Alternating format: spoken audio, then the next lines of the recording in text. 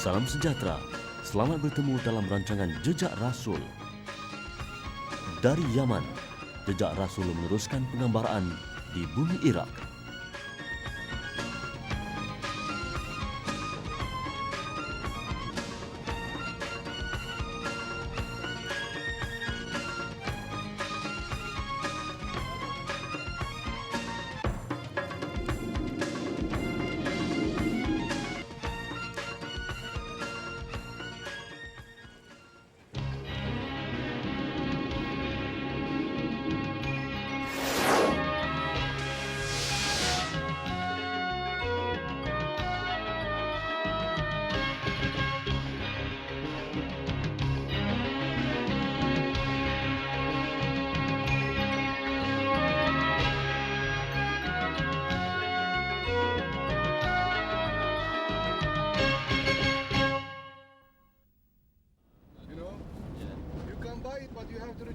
Sempadan Irak semakin hampir. Hanya sebentar saja lagi, sempadan sebuah negara yang pernah mengejutkan dunia dengan berita peperangan akan muncul. Hatim, rakyat Jordan berketurunan Palestin, pemandu utama misi Jejak Rasul ke Irak, menjelaskan prosedur berurusan dengan pihak imigresen. Bagi kami, ini peluang 1 dalam 1000. Bumi Irak bukan mudah untuk diterokai. Pelbagai sekatan antara bangsa yang dikenakan terhadap Baghdad menyebabkan hubungannya dengan dunia luar hampir terputus sama sekali. Sejak awal lagi, Ketua Rombongan Haji Wan Alias mengingatkan setiap ahli supaya menjaga tertib di negara orang. Walaupun kami diberi status tamu di Irak, ia bukan bermakna segalanya akan berjalan lancar tanpa cabaran.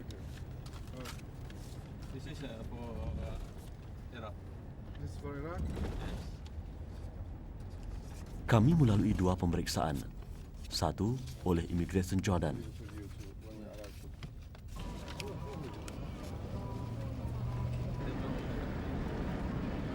Dan 1 lagi di pintu gerbang berbentuk kubah ini, sempadan Irak.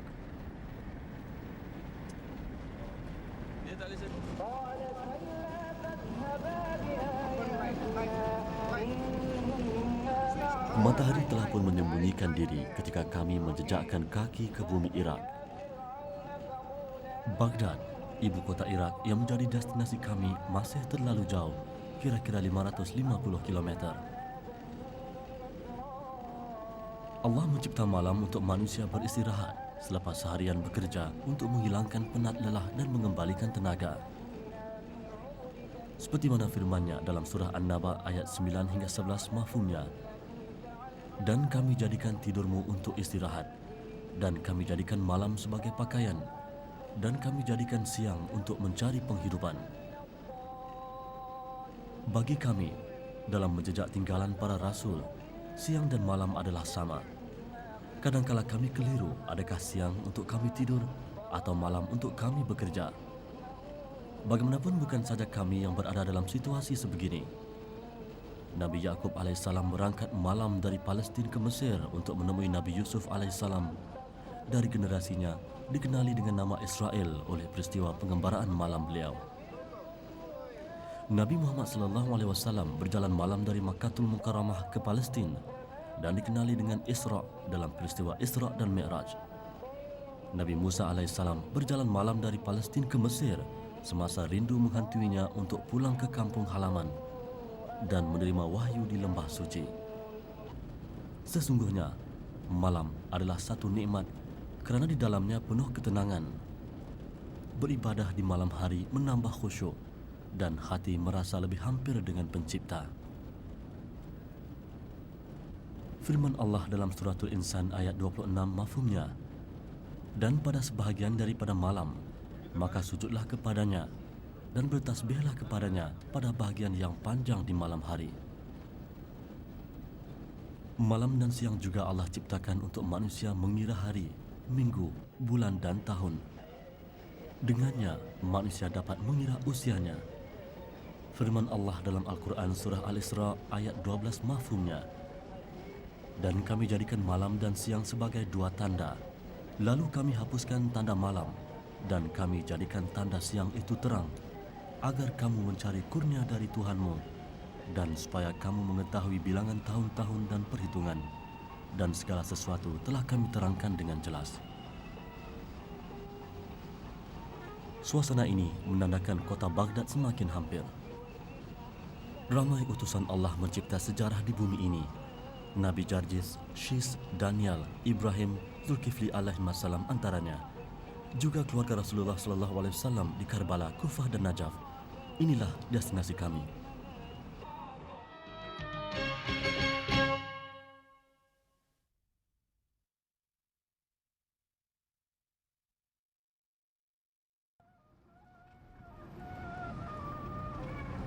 Sungai Tigris menjadi saksi kepada pelbagai kisah suka duka penduduk Baghdad. Inilah Baghdad, ibu negara Iraq. Dua perkara yang paling ketara bagi pengembara yang pertama kali menjejakkan kaki ke kota ini. Pertama, masjid-masjidnya. Masjid di Iraq dibina begitu indah. Kira-kira 2,000 masjid di negara ini diselenggarakan secara berterusan oleh pemerintahnya. Dan mereka sedang membangunkan sebuah masjid di kawasan berhampiran yang dijangka menjadi masjid yang paling besar di rantau Timur Tengah. Perkara kedua yang terlintas di fikiran ialah di manakah kesan-kesan Perang Teluk yang memusnahkan kota ini 5 tahun dulu. Sukar mempercayai kota yang serba lengkap ini pernah dimusnahkan peluru berpandu. Baghdad yang terkenal dalam hikayat 1001 Malam diasaskan pada tahun 762 Masihi oleh Al-Mansur, Khalifah kedua dinasti Abbasiyah yang pernah memerintah rantau ini satu masa dulu. Baghdad diasaskan di tebing barat Sungai Tigris atau Dajilah dalam bahasa Arab. Kawasan ini sekarang dikenali sebagai Karg. Kota ini pernah mengecapi kegemilangan sebagai kota terkaya di dunia pada abad ke-8 dan ke-9 semasa pemerintahan Khalifah Mahdi Al-Hadi dan Harun Al-Rashid. Kehadiran kami di bumi Iraq disambut oleh Menteri Ehwal Agama dan Auqaf Iraq, Dr. Muhammad Munam Ahmad Saleh.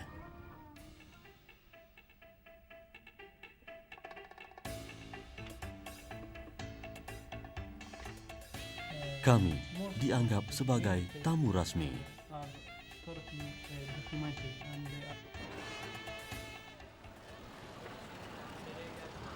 Bagaimana sebuah masyarakat yang satu ketika mengecapi nikmat kemewahan, hari ini terpaksa hidup dalam suasana ekonomi yang tertekan. Cara hidup yang dulunya biasa dinikmati, hari ini adalah kemewahan yang jarang dikecapi. Setiap hari pemuda-pemuda ini akan berkumpul di tempat yang sama dengan harapan memperolehi pendapatan yang lebih berbanding semalam. Tetapi ia agak mustahil kerana keadaan ekonomi negara ini tidak mengizinkan rakyatnya berbelanja seperti dahulu.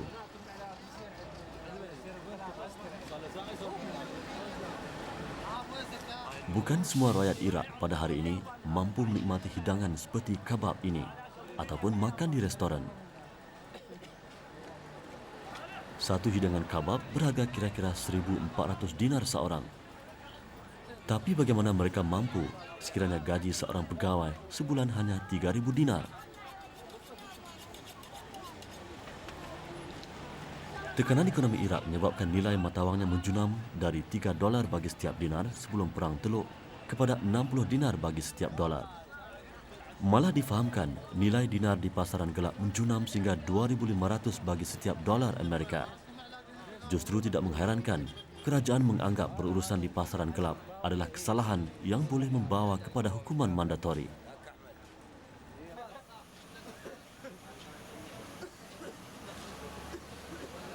Ini satu lagi makanan ruji masyarakat tempatan, roti nan. Hakikat hidup yang terpaksa dilalui oleh rakyat negara lain membuatkan kita berfikir sejenak. Alangkah bertuahnya sesetengah negara yang sentiasa aman dan damai tanpa sengketa. Segala-galanya boleh dinikmati tanpa catuan dan batasan. Rakyatnya boleh bersuara dan bergerak bebas tanpa sekatan. Malangnya kadangkala, Kelebihan yang banyak dianggap biasa. Nikmat yang melimpah dianggap tidak berharga. Sepotong hadis ini membawa pengertian yang besar. Abu Hurairah radhiyallahu anhu berkata, bersabda Rasulullah sallallahu alaihi wasallam, maksudnya, lihatlah orang yang di bawahmu dan jangan melihat orang yang di atasmu, kerana demikian itu lebih tepat supaya kamu tidak meremehkan nikmat kurnia Allah kepada kamu. Hadis riwayat Bukhari dan Muslim. Dalam soal ini Rasulullah sallallahu alaihi wasallam menyarankan kepada umatnya supaya sentiasa bersyukur dengan apa yang dikurniakan oleh Allah Subhanahu wa taala dan tidak berlaku sombong dengan nikmat yang diperolehi.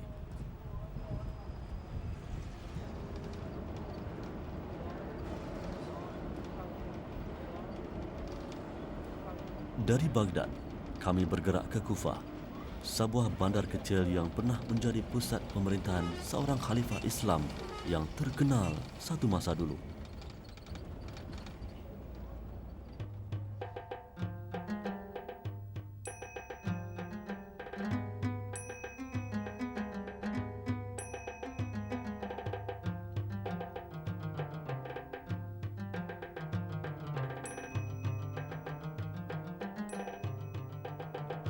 Inilah bandar Kufah. Dan khalifah yang dimaksudkan ialah Sayyidina Ali bin Abi Talib, khalifah Islam keempat. Di sebalik tembok ini ialah kediamannya yang masih terpelihara hingga ke hari ini.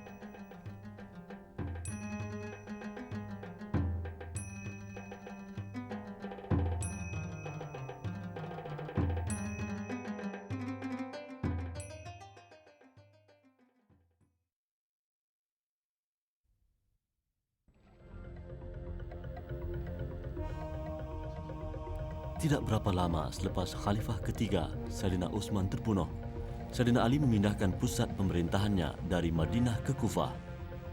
Kufah terletak kira-kira 170 km dari Baghdad. Inilah rumah khalifah Sayyidina Ali bin Abi Talib, khalifah Islam keempat, sahabat Rasulullah sallallahu alaihi wasallam dan menantu baginda. Bangunan ini terletak berhampiran pusat bandar Kufah. Seperti melangkah ke zaman silam apabila melihat sendiri peninggalan sejarah ini. Rumah ini dipelihara rapi dan segala-galanya cuba dikekalkan seperti sedia kala.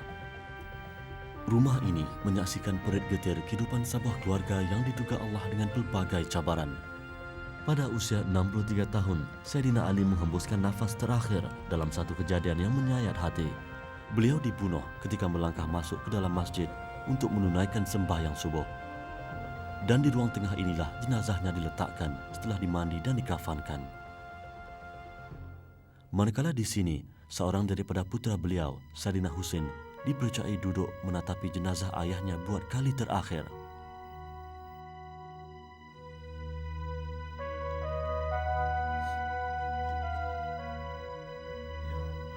Tempat ini pula dikatakan tempat abang Sayyidina Husain, Sayyidina Hasan, duduk memberi penghormatan terakhir.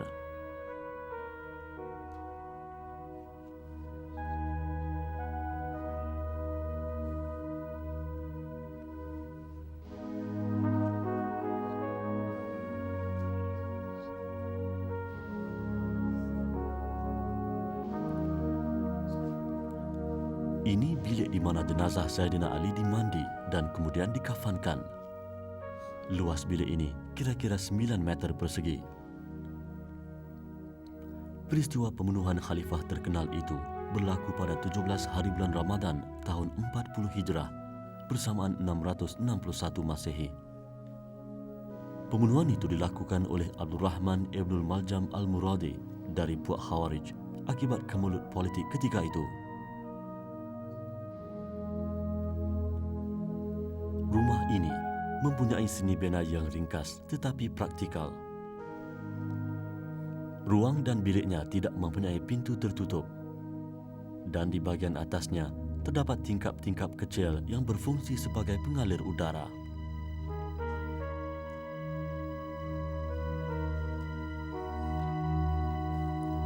Ada sebuah lorong yang menghubungkan ruang utama dengan ruang tengah.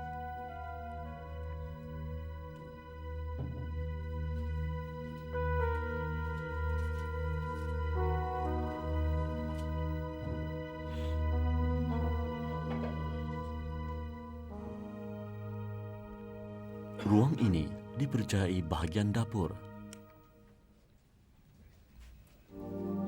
Ini perigi asal yang digunakan untuk memasak dan membersihkan diri. Perigi ini agak dalam, hampir 3 meter untuk sampai ke permukaan air. Kawasan sekelilingnya bersih dan dinding telaga tidak dicemari lumut.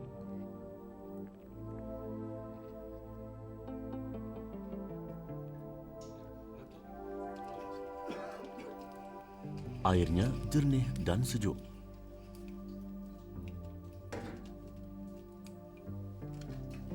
Setiap pengunjung rumah ini dihidangkan secawan air telaga sebagai mengalu-alukan kedatangan.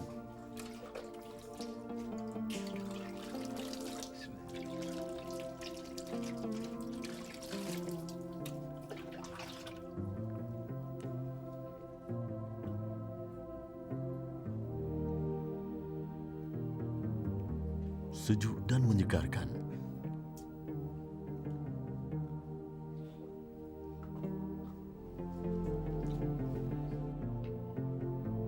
Bilik-bilik ini dikatakan tempat peraduan Saidina Husin dan Saidina Hasan, 2 anak lelaki baginda.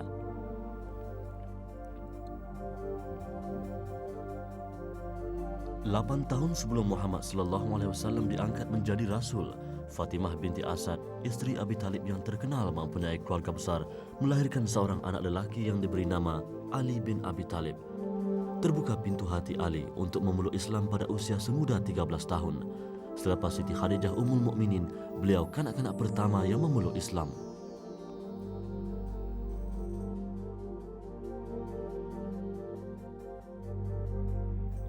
Hubungannya dengan Rasulullah memang akrab. Ada buku yang mengisahkan Saidina Ali sebagai pembantu Rasulullah yang paling dekat.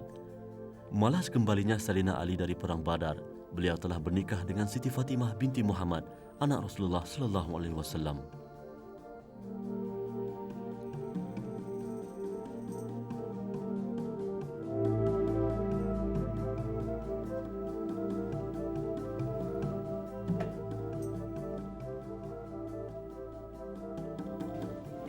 Saidina Ali bin Abi Talib terkenal sebagai panglima perang yang berani. Malah setengah riwayat menceritakan kerana terlalu berani, beliau turut digelar harimau padang pasir. Dan ketika kaum muslimin menentang Yahudi dalam peperangan Khaybar, Rasulullah diriwayatkan bersabda, "Saya akan menyerahkan panji-panji pertempuran esok kepada seorang lelaki yang mencintai Allah dan Rasulnya dan dicintai Allah dan Rasulnya." Bilik ini dikatakan bilik bacaan Saidina Hasan dan Saidina Husin semasa kecil. Quran reading. Hasan dan Husain Quran reading. Di sini jugalah Saidina Ali mengajar anak-anaknya ilmu agama dan mendidiknya dengan ilmu dunia dan akhirat. Saidina Ali bin Abi Talib, pakar dalam mentafsir Al-Quran dan hadis, seorang penyair, seorang panglima, seorang khalifah Islam, pewaris sifat mulia Rasulullah SAW. Hidupnya begitu mencabar, sumbangannya terhadap agama Allah begitu besar, perjuangannya sebagai pemimpin begitu mulia. Seperti manusia lain, apabila ajal sudah tiba, ia takkan lewat biarpun sesaat. Bezanya cuma di manakah destinasi terakhir.